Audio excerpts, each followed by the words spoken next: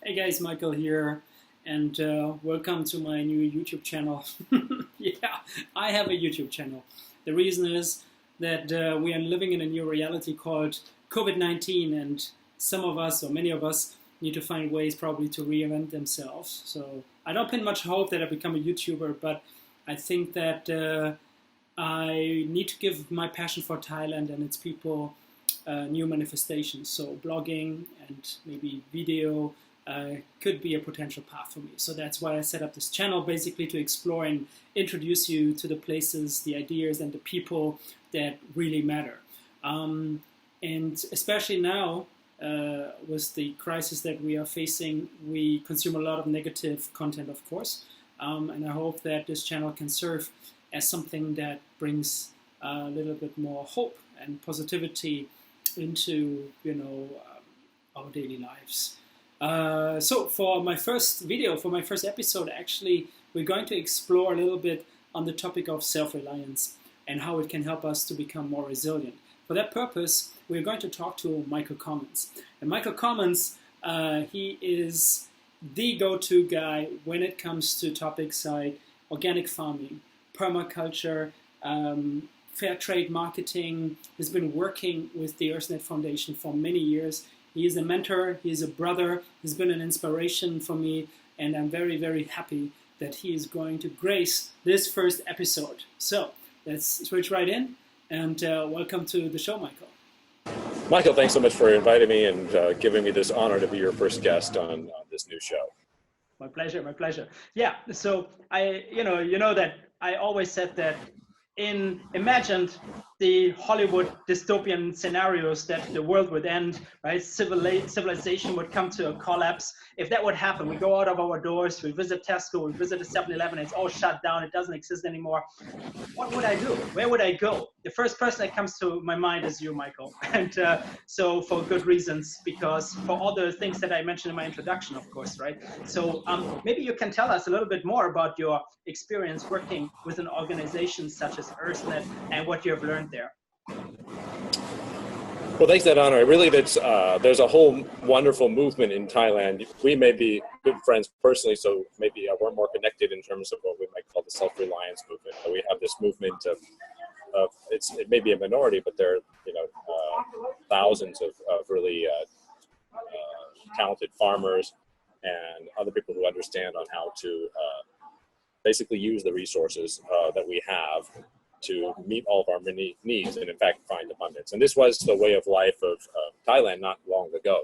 Even my wife, who's now only 40, when she was young, basically they didn't buy almost anything. They bought some fuel for a motorcycle they had. They didn't have electrical power, so they had fuel for lamps, and they bought salt. But basically all the food they had, and they produce their own rice, they cook their own vegetables, get their own fish. I mean, they really didn't buy almost anything. And this was the norm of much of, I think, almost all of Thailand, like 50 years ago, 40 years ago, except in Bangkok and some places like that. So basically, and this would have been the norm, I think, in pretty much the entire world, if we go back 100 or so more years.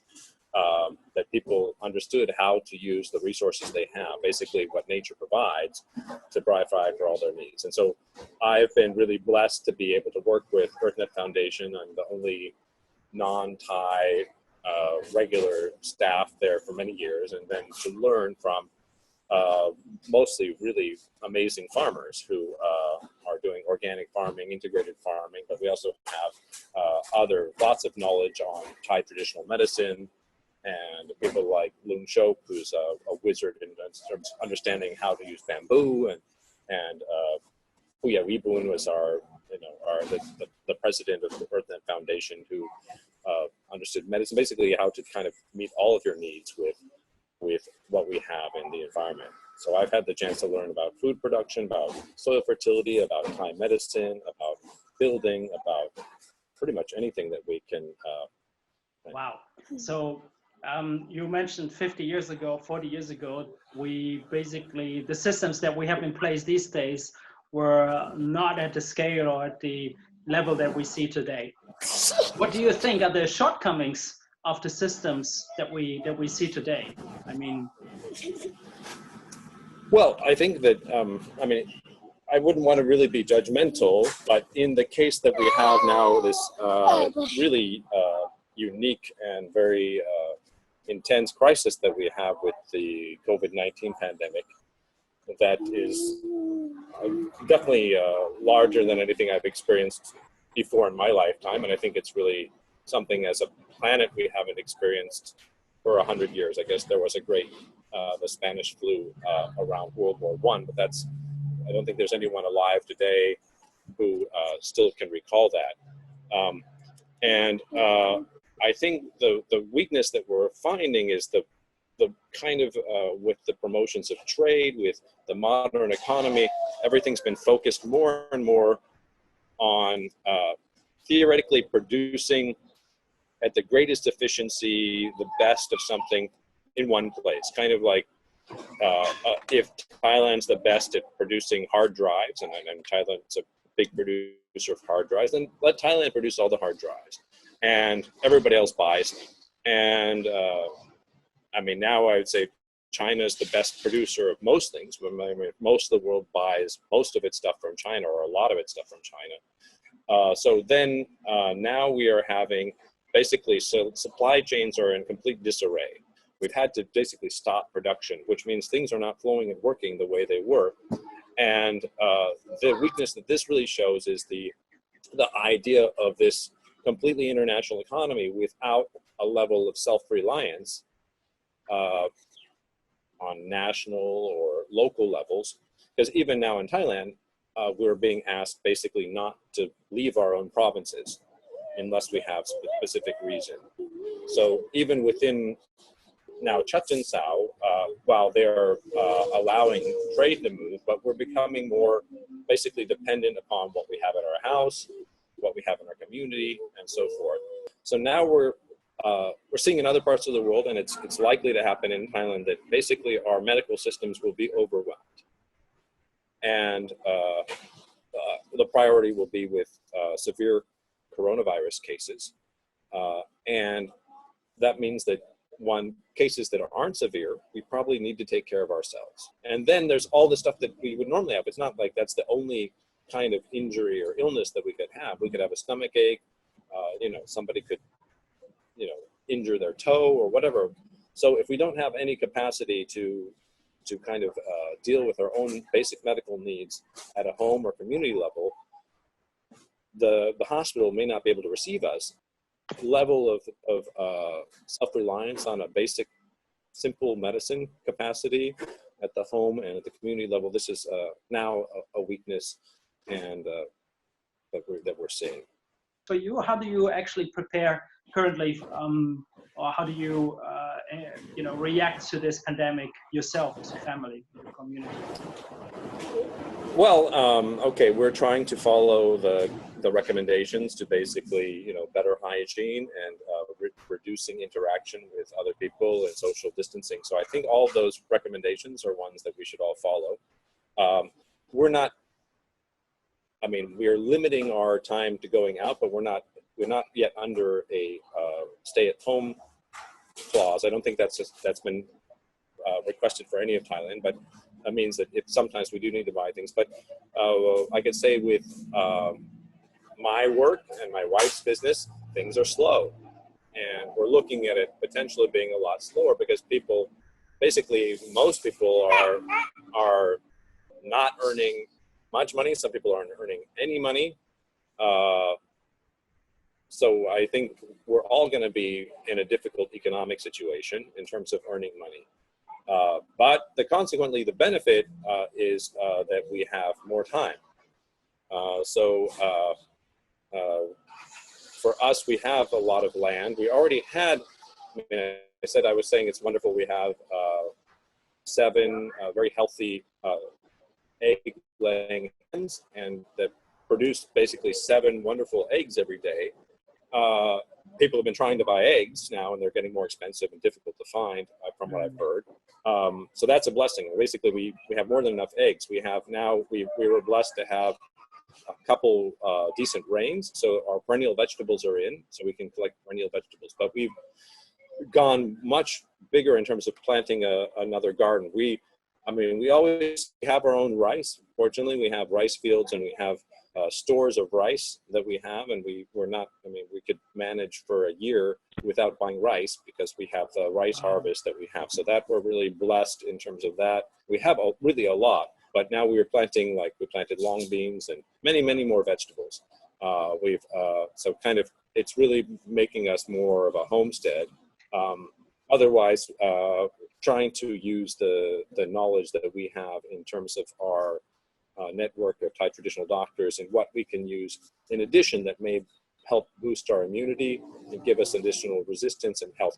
We can use Thai traditional medicine has knowledge in terms of ways that may provide more resistance to things like this. So we're trying to use that as well to give us resistance. Okay, so do you notice that whether in the countryside, when it comes to, you know, the economics, that the situation now becomes a serious threat? It becomes definitely a threat to people in the city, because we are dependent on you know, our salaries that we receive every month. So once we lose our jobs, you don't get any real government welfare. Now they are implementing something, but it's still 5,000 a month, and not maybe, I don't know what the screening process is, and it takes some time, right? So a lot of people, you know, there's this intuition to leave the city and go back to the countryside. Would you say that being now in the countryside is of an advantage compared to, let's say, the urban, you know, life that we are living in? Economically, things are really hard hit here as well. Basically, I mean, I'm in Chichen Sao in Phnom Sarakam. We are in the countryside, but we're not too far from the city, and we have a lot of factories around us. That's the main, actually, work for most people. We have like Toyota factories and other important factories. So most people are working in factories. I think all of them have been slow for a while. Some of them are still operating. I'm not sure entirely if some are not. In terms of like town, all of the stores and restaurants are slow. Many coffee shops have closed. I guess aside from like Tesco Lotus and the places where people are buying a lot of food, and I think the pharmacies are doing fine and so forth, but it's just everything is quiet. I mean, right now we're interviewing, and I live on one of the biggest highways in Thailand. No cars are passing in front. This is strange. I mean, typically there's, well, now there's a couple cars, but typically it would be nonstop. So like, in fact, some people rented the space in front, and they're running a noodle shop for 20 baht for a bowl of noodles. They have some customers, but they were super busy like 3 weeks ago. Now it's pretty quiet. I would say though, like actually the most local stores though are kind of okay. My aunt runs a really local, like small noodle and rice place, and basically all of the clients were always just like neighbors. And it seems like she's not dramatically shifted, but like this is, people just aren't transiting through. I don't think people are being discouraged from traveling. I believe that farmers should be doing well. The reality is that most farmers are not normally earning most of their income from farming. That normally, like a farm, they would have other sources of income. But farming, because people still need food, and I think people are maybe even more sensitive to that. So I think in that case, and I think while there may be issues in terms of the potentially spreading of the virus from people going back to their communities, we're blessed that most Thai rural families still own a bit of land.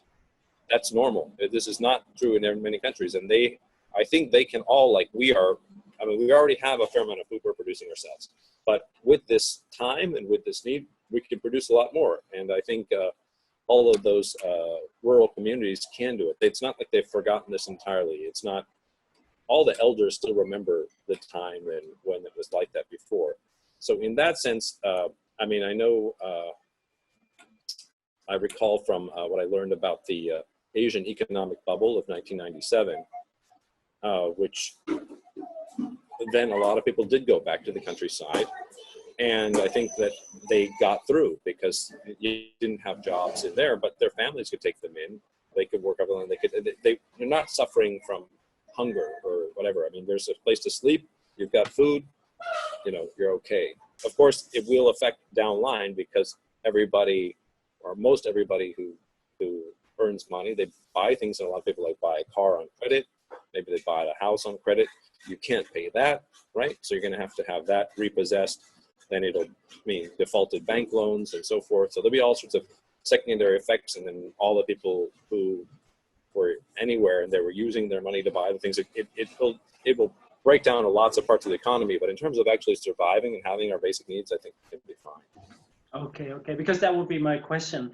And a lot of people are stressed, of course, with the economic stress now that we have psychologically, and we have all the recommendations that apply very much to our health needs, but in terms of maybe mental health or in terms of economic survival, we need to become more resilient, because some people also say that once this COVID-19 crisis is over, we cannot be sure that there will be not another pandemic coming in the years ahead. So when it comes to becoming more resilient in the future,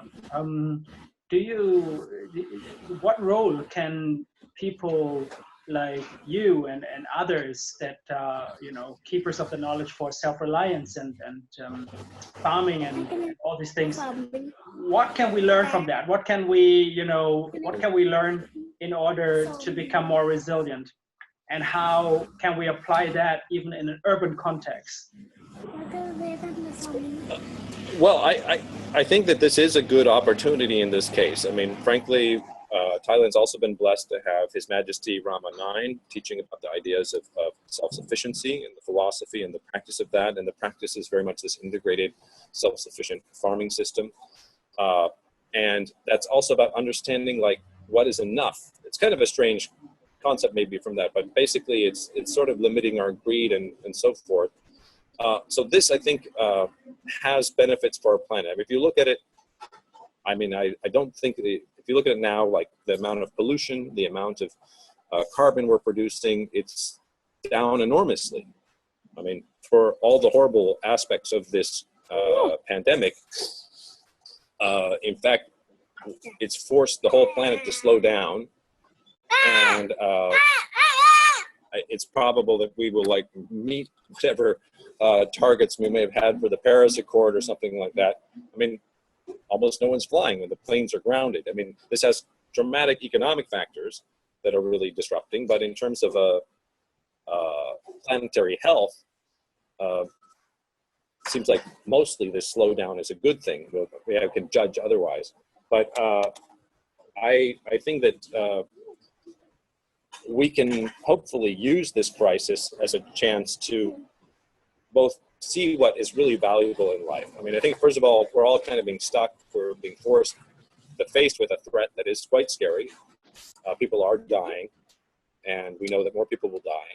And it forces us to all reflect upon, what is really important in life. It's also, all sorts of things that we found were normal and expected and that we thought were necessary, we're doing without, right? We're living in a different way, and we're finding, okay, well, we can manage without that.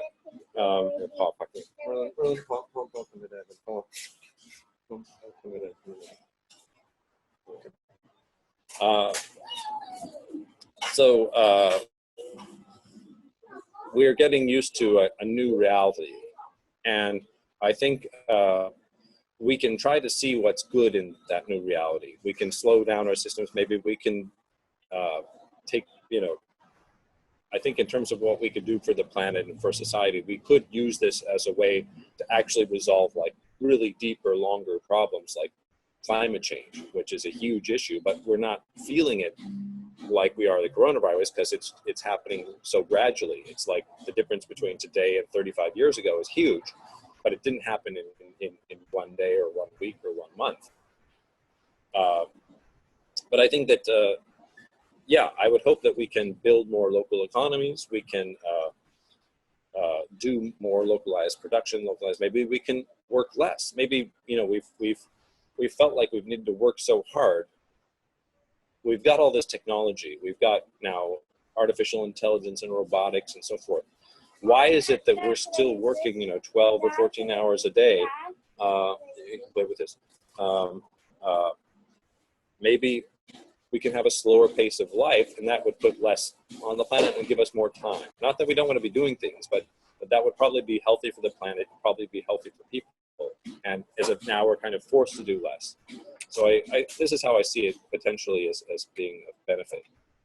Wow, awesome. Yeah, I mean,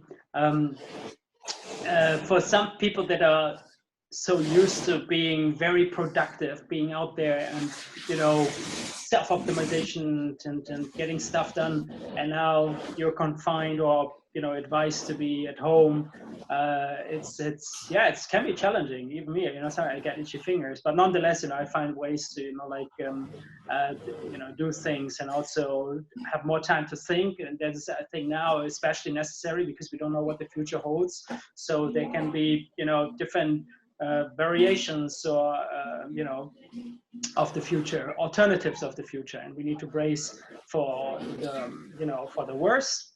Or prepare for the worst, but hope for the best, of course, but being nimble and being adaptive. And I think that's very important. And I think that these topics that you've been working on in the past years will ever become more important for society. And I hope that will lead to a shift in which we, treat the planet and the ecosystems and the living systems with much greater care than what we used to do in the, throughout our history. So and I think you also give workshops, right, Michael?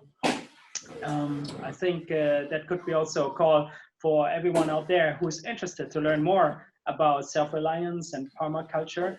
Michael and I, we've known each other for a long time. I had the honor to, co-host and co-organize some events, and we will do so again in the future. And we will do a shout out to you guys. So if you're interested, you can sign up. We will let you know. It's a lot of fun, very insightful, and very beneficial for you, for your community, and for the planet. So in that sense, Michael, have you got any other message that you would like to spread out to the world? Oh, well, that's quite a bit. Yeah, I think just thinking now, because you're talking about it, I think now, I think it's maybe a really good time for all of us to look at our own health. I think Thailand, we're blessed with so much in terms of, I said, the Thai traditional medicine is very rich as well. Maybe take some time to learn about that, learn about what you can use from that. I think let's, we can. I think while it's a very stressful time, I think we can also use this to help transform ourselves maybe into healthier and happier people. I would also, my greatest worry with this is that we could become too xenophobic. So I think we also have to kind of maintain compassion because while we have distancing, let us not forget about compassion, that, we're in this together. Yes, we maybe have to be more cautious about people from outside because we don't know where they've been and maybe this, but let us not forget to treat people with compassion and empathy, even when we're being cautious for our own health. So, okay. Thank you very much, Michael. I will certainly have you back again on on another topic related to what we've been talking about. And it was really great talking to you and catching up. And I hope you will have a great day with your family out there and stay healthy. All right, take care. Bye-bye.